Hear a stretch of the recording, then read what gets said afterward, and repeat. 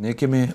ka kohë që ndoshta një vit që kemi formatizuar faqen e re, formatizuar, përdora një term falni pak më të vjetër se këta tritë duke kuptoj. Jo me formatizuar, e kemi riformuluar ose ridizajnuar faqen. Edhe kemi bën atë formën që me momentin kur e hapet faqen e doganës, dalin 3 kategori: biznese, udhëtar edhe për doganën. Do të thotë, momentin që ti je udhëtar, i zakonshëm veç klikon tek udhëtar dhe dalin gjitha pjesa informatave që nevojiten si udhëtar. Në momentin që je biznes, klikon pjesën për biznes dhe hapet vetëm faqja e cila përdor pjesa faqet që përdoren nga bizneset, ose nëse je student ose studiues ose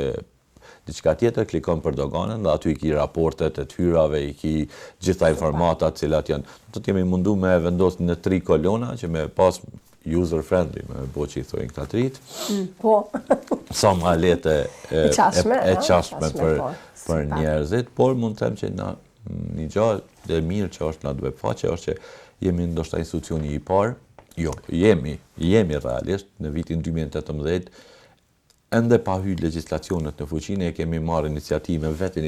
që me të gjitha dhënat cilat përpunohen në kufi me qenë në web faqe. Sot një pjesë e madhe e gazetarëve e përdorin pjesën e portalit ton Open Data, ku i marrin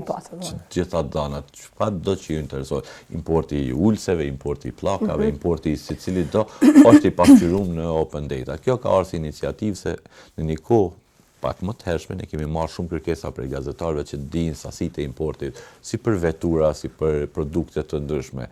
Edhe çka kemi bërë, kemi ndërlidh sistemin me sistemin e zhdoganimeve që ti transferoj automatikisht në çdo fund muaji transferon gjitha dhënat e importit, normalisht duke i mbrojtur dhënat e kompanive që se nuk dihet kush i bjen, po dihet sasia që nesër mas nesër një kompani e cila dëshiron mi bëni investim në një produkt caktuar në Kosovë,